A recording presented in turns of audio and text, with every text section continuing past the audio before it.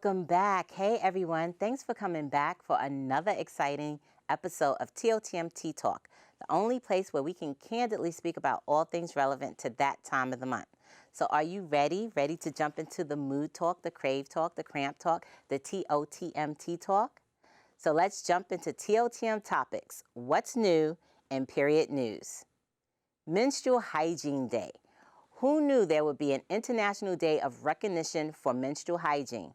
While women here in the U.S. have modern-day conveniences of, say, running water, and other places around the globe, women aren't so fortunate.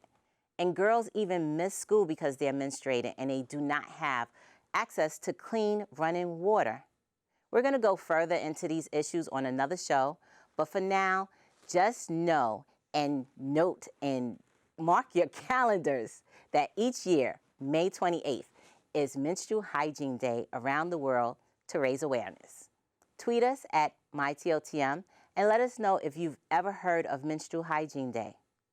Of course, you know this is a question that I had to ask some Brooklynites. I wanted to know if they've ever heard of Menstrual Hygiene Day.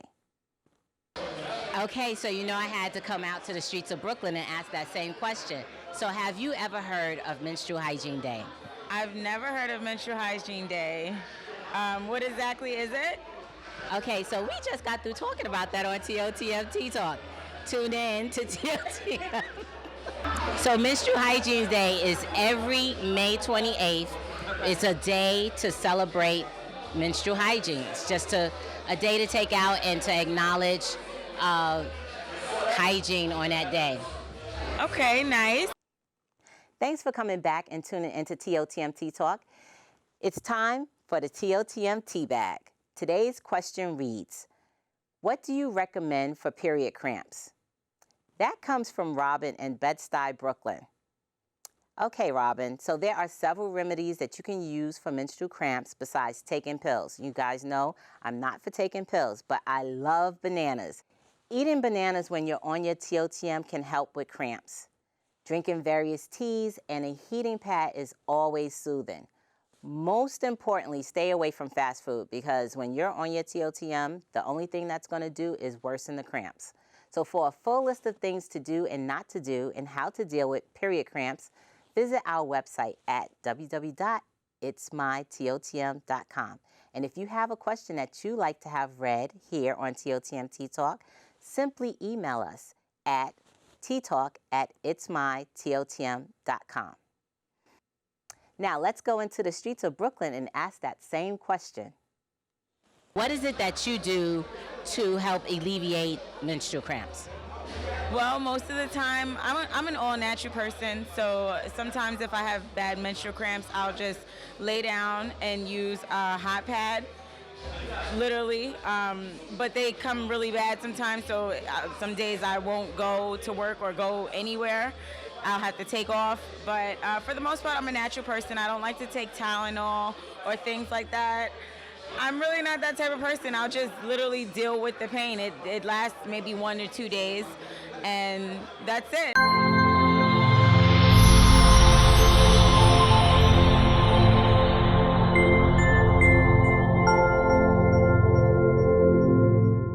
Eight years ago, I went into Barnes & Nobles and came out with this book, The Mocha Manual to Turning Your Passion into Profit, the second in a series of books authored by Kimberly Seals Allers.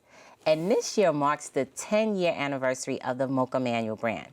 So it is with great pleasure to introduce mother, author of the best-selling series Mocha Manuals, journalist, and breastfeeding advocate, Kimberly Seals Allers. So please help me welcome Miss Kimberly Seals Allers.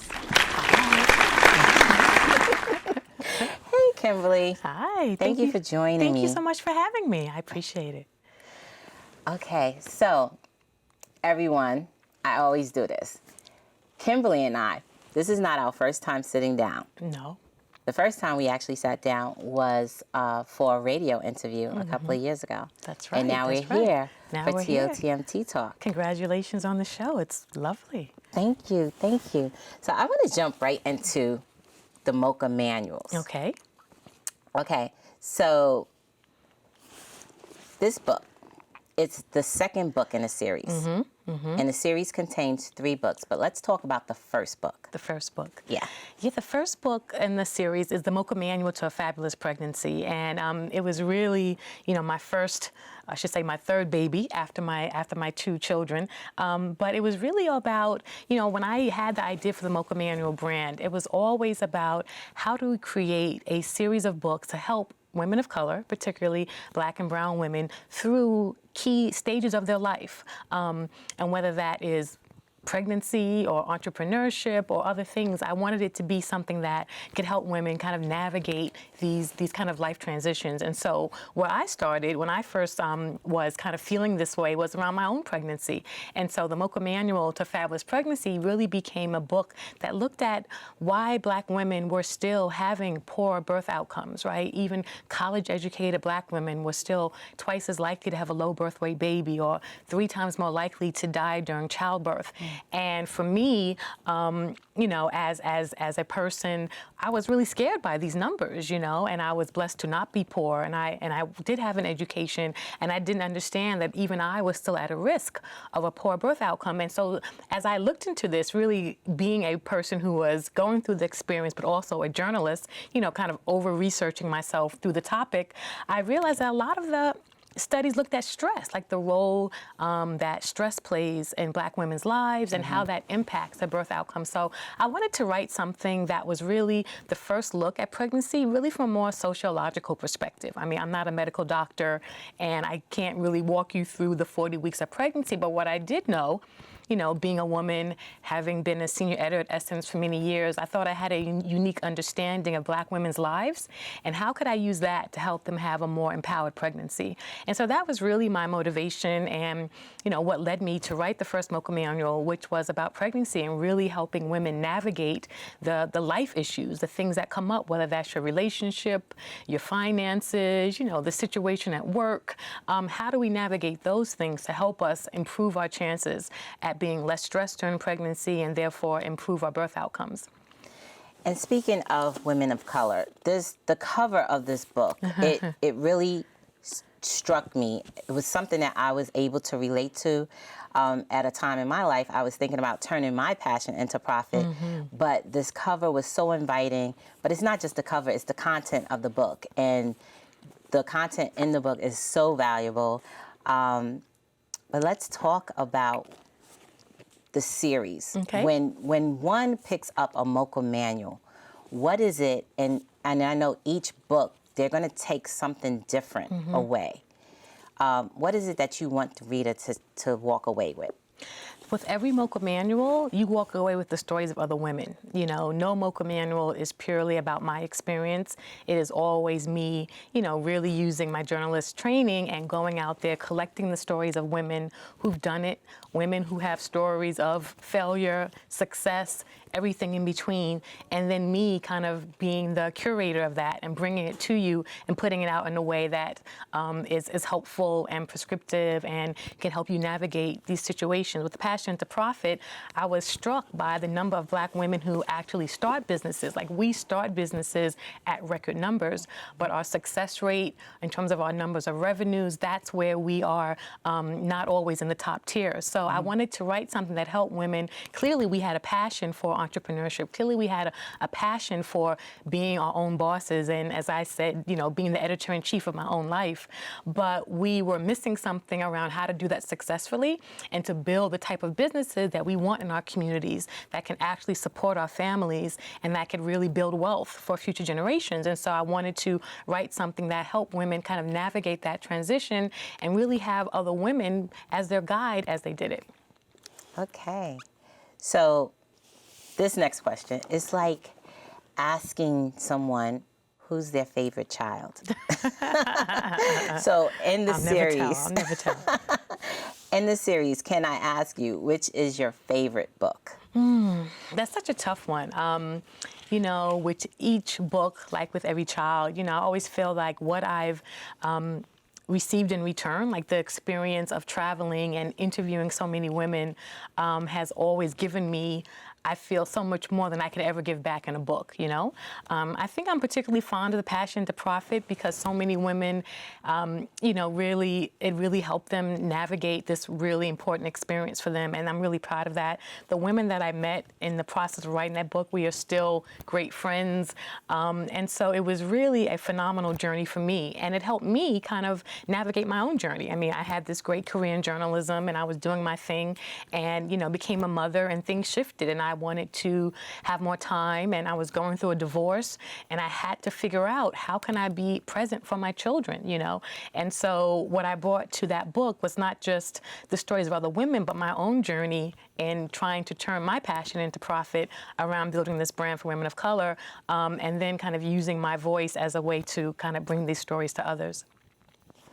So the Mocha Manual, 3 books. Yes. But you are actually an author of 5 books. Yes. Well, the 5th book is about to come out in January, come out. yes. Let's talk about this 5th book.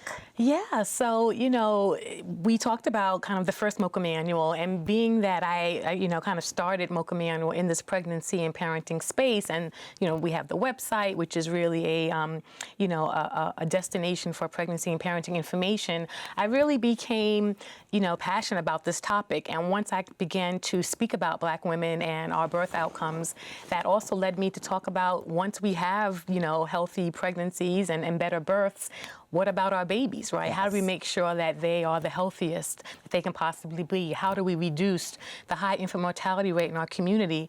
And so that really led me to talk about breastfeeding. And I breastfed both of my children and really didn't think anything of it. I was personally committed. Wasn't really sure why I was so committed, but it was something I knew was important to me. And so I began to write. I mean, writing has always been my platform for expression. So I began to write about my experiences about breastfeeding and really, you know, not understanding that other women were having some of the same struggles, right? So, you know, people in my family who I love dearly, who supported me through college and a master's degree were like, you know, breastfeeding is for poor people. And I'm like, where did that come from? Or give that baby a bottle, or why are you doing that? And I was so surprised by the responses I was receiving by, you know, really smart people who seem very progressive in many other areas of my life. So I began to write about these things and really start to see that there was a real disconnect between what women wanted to do in terms of giving their baby the most healthful first food, Right. but the experience they were having because of cultural pressures, family, you know, not having that social support. And so I really wanted to begin to delve into that. So for the past, I would say 7 years, I've been really involved with understanding and trying to help all women better navigate breastfeeding, given the fact that we have so many societal and cultural barriers to breastfeeding. And speaking of breastfeeding, there is a Black Breastfeeding Week. Yes. And it is my understanding that you spearheaded this. Yes. So how did you actually decide that there should be a week designated just for Black breastfeeding? Yeah, well, every year during August, there's Breastfeeding Awareness Month, and it starts with World Breastfeeding Week. And, you know, the issue around Black breastfeeding is that for over 40 years, there's been this disparity, this gaping hole in the rates of which Black women breastfeed and the rates that white women breastfeed. And it's a disparity that shouldn't exist. And so this idea that for over 40 years, our infants have been disproportionately unable to access this very helpful food, which is so great for everything, has preventative medicine and so many great things, you know, really troubled me. And a lot of the issues were really about, you know, myths we may have in our community. I mean, even if we look back to during slavery, you know, where Black women were actually stopped from breastfeeding their own children and But forced. were able to breastfeed Yeah. the white babies. That's right. They were forced to breastfeed because the slave owners recognized the value of the milk and they wanted it for their own children. And so a lot of times, even now, when I travel and I speak to older women, there's a negative association to some people because it was something we were forced to do. You know, some people think it's icky. You know, so we have a number of issues in our community, but basically we were disconnected from that. We were historically avid breastfeeders, or something that we knew was best. And so sometimes these historical events have disrupted our experience, and we're still carrying some of that. And so I really thought it was important to create a week that was really all about awareness and celebration. To me, breastfeeding is an act of empowerment. It's like I have this substance in my body that my body makes, something that women only can do, right? And I want to give it to my child. And in a world where we may feel that our children are not valued, the idea that I have something of value and I give it solely to my child is very empowering for me, right? And that idea I wanted to share. And so I have two other co-founders, and we were sitting around one day because, I was just talking about maybe we need to have a Black Breastfeeding Week. And we said, let's do it. It was pretty simple. We just were like, you know what? More people should know this is important, and celebrate it. Should know and definitely celebrate. And I've always heard breast milk is the best milk, and that definitely is the first food. And I also breastfed my daughter, and I understand like there are so many different benefits of breastfeeding, but not just for the baby, but for the mother as well. Absolutely. And especially right after birth, it helps contract the uterus. That's right. So, let's talk about some of the benefits of breastfeeding. Well, you will be interested to know, that, breastfeeding in many other countries, not in this country, is also used as a way of birth control because it stops your period. That was something that we did discuss before. Yeah. So. And interestingly, I traveled to, I was with my fellowship program, and we went to Bolivia, and there, one of the many ways that they advertise breastfeeding in a doctor's office, they have a maxi pad and a big X through it to show you that when you're breastfeeding, you don't get your period. But breastfeeding has so many benefits. The health benefits to babies, reduce ear infection, reduced risk of obesity, diabetes, so many things that are rampant in our community. Obviously, the immunological properties of breast milk and what we can do to give it to our baby, it's just beyond what we can comprehend. And then for mothers, women who breastfeed have reduced risks of certain cancers like cervical cancer and breast cancer. As you mentioned, in terms of it reducing, so some women who breastfeed may lose weight faster. And also, when you breastfeed, it releases oxytocin, which is a relaxing hormone, actually the same hormone that comes when you have an orgasm. And so it's a very relaxing thing for the body. And so it's also been, linked to reducing depression and postpartum depression. Thank you. Yeah. So these things are so important, and we often miss that conversation because we're caught up in another conversation about breasts that, kind of distract us from the main point. Speaking about the distractions from the main point, because I find that there are so many different ads that expose the breasts, and it's okay. Ads for alcohol, ads for perfume, but when it comes to an ad, or not even an ad, when it comes to actually seeing a woman in public breastfeeding her child, there may be no nipples exposed, but society, and I kind of feel here in the United States, kind of shuns it a little bit, and they kind of say, well, why don't you go and breastfeed in the bathroom? So I had a question.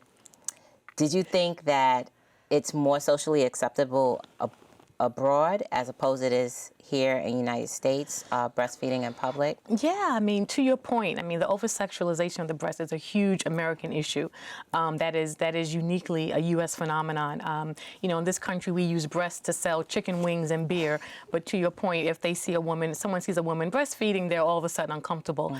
And it really is the hypocrisy of our society that we really have to start asking ourselves the question about. That doesn't make any sense.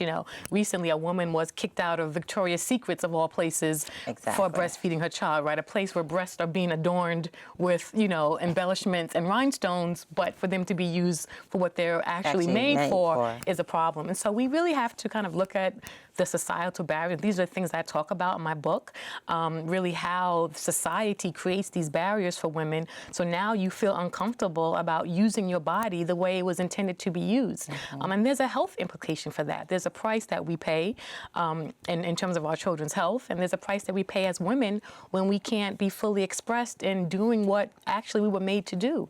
And that's important. If you look at other countries, Europe, they don't have as many body issues, and so it is more of an American phenomenon, which needs to be addressed. Yeah. Here in Brooklyn, Mm-hmm. in the 36th district, I want to commend our councilman, Robert Carnegie, because he Yes. actually has the first of its kind, a lactation station inside his office space, Yeah. where women can come, whether they're on their way to work, they can come and it's a safe space where they can feel comfortable, they can express their milk, Yep. they can actually store their milk, and they can even breastfeed their babies there. But I guess my question, I just wanted to share that, but then also I have a question in regards to that for women who feel uncomfortable breastfeeding out in public. What advice do you give to them? Well, every woman should do as they feel comfortable. Some women don't feel comfortable breastfeeding in public, and that's their choice. I feel that women should be able to feed their baby anywhere and everywhere, right? So if your baby is hungry, the baby needs to eat, right? And what I often say to people is, this really isn't about you or me. This is about the baby. And if we could shift the focus from us To the baby. we might be in a completely different conversation. Also, I have the power to do an amazing thing. Look away.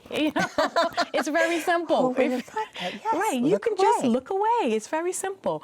But for me, especially when I first started nursing, I wasn't always comfortable. It took me a minute, but I was always like, just carry a little scarf with me. I would tie it to my purse and just have a little something just to cover yourself up. As a baby gets older, they like to move around a bit. So sometimes getting them on is not as neat and tight as it used to be.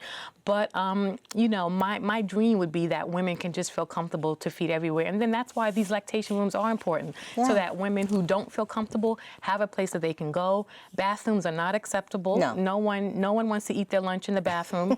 Nobody wants to eat their food with a blanket over their head either. No, exactly. And I was also going to make the point of when you do have the blanket over the baby's head, you're losing the connection with the Yeah. baby. You want to be able They're to look at the sweating. baby in the eyes, and the baby is now, being hot from Right. the blanket on top of them. Yeah. So, being able to have a safe space and feeling comfortable, And even feeling comfortable. in public, is important. Yeah. So. Every woman's different, and that's what we want, for a woman to find her own comfort level, whatever that is. Some people, they have no problem at all. Some people, they find a little more discreet way.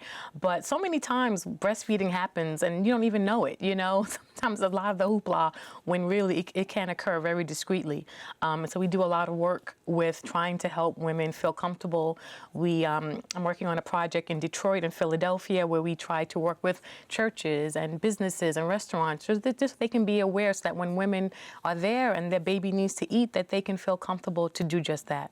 And that project that you're working with in Detroit, they're actually doing an excellent job with getting the public's awareness. They actually have a really big billboard with you and some others. Yeah. I'm sure they're showing it right here. Yeah. Well, it features our project and the project website, which is BeFirstFoodFriendly.org. And it's really all about trying to understand, what does a breastfeeding supportive community look like? Like, what's happening in Brooklyn is so awesome. The councilman has just been great. And we want that spirit and that energy all over the country. And so we want women to be able to go wherever they are in their neighborhood and feel comfortable, whether that, like I said, whether it's the church, the business, the local store, the parks, on public transportation, that every place is what we call first food friendly. That's what we're working on. And we want to create an accreditation that communities can earn and be proud of, that they've taken these steps to make their community a healthier place for mothers and babies. And that should mean something. You're doing wonderful things in that space. I have to commend you Thank for you. helping bring awareness for breastfeeding and advocating for that. And with this being the 10th year of the Mocha Manuals, you have so Yes. much going on. But I'm more than certain there are going to be celebrations throughout the summer. Is there Yes. anything that we can partake in Well, we have a lot of things planned. I mean, the fact that it's been 10 years, it is just amazing, and I feel very blessed to have, kind of been involved with this journey with Black women for the past 10 years around pregnancy and parenting, but also around entrepreneurship. I am going to be releasing the Mocha Manual to a Fabulous Pregnancy and in an electronic version that's more interactive as part of our anniversary celebration. We're launching a new brand for teens. We want to start talking to young girls about many of the issues that they will face growing up as a girl of color in this society. And we're going to have just a few parties, just a few celebrations. So definitely we'll be keeping everyone posted on social media and on the website. But we definitely feel like it's a cause for celebration, and we plan to do that. It is definitely a cause for celebration. And in the spirit of celebration, we are giving away 10 for the 10th anniversary, 10 of the Mocha Manual, Turning Your Passion into Profit. So thank you very much. Yes. That's wonderful. Of course, I would be remiss if I did not ask this question. You're here on the TOTM sofa. What is your favorite TOTM food? Well, I have to say it's probably two things. One, when my TOTM is coming, I need a brownie. Like I'm not a sweets person, so it's actually my cue. I'm like, ooh, I need a brownie. I know it's coming around that time of the month, which is very strange. I have no chocolate cravings. I don't want chocolate. I just want a brownie. And then after that, I go warm and comfort. I need my soups. I'm a soupy. So I like my stews. I need my soups. The comfort food. Yes, I like the stuff that gets me warm on the inside. So that's pretty much how I switch it up. I have my indicator, and then I have my gets me through. Okay. Well, Kimberly, thank you so much for stopping by. Absolutely. For everyone who's interested in more about breastfeeding, Kimberly, please, let's get those websites. Yeah, go to KimberlySalesAllers.com. Please learn more about what we're doing at Mocha Manual at mochamanual.com. And please check out what we're doing around the country at BeFirstFoodFriendly.org and see how your community can get involved in making it more supportive for moms and babies. Absolutely. Yeah. So thank you for stopping by. Thank you so much for having me. It was a pleasure. We have to do it again. Yes, absolutely. Absolutely. Okay, so we will be back in a TOTM minute.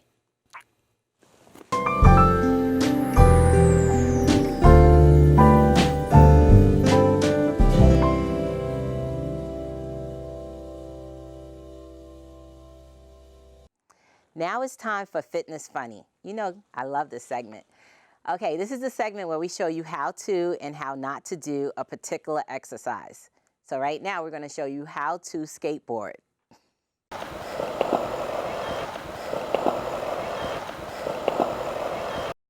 And now, how not to skateboard. Be sure to come back for more of TOTM Tea Talk next week. We have another awesome guest lined up for you. I'd like to thank my crew. I'd like to thank Mashoud. I would like to thank my associate producer, Melody Fox, and my special guest, Kimberly Salesallers. And of course, I would like to thank all of you at home for tuning in. So ladies, remember to give your breast special attention once a month by doing a self-breast examination a week after your TOTM. Until then, may every TOTM be a so happy one. See you next week. Keep rolling, keep rolling. Okay.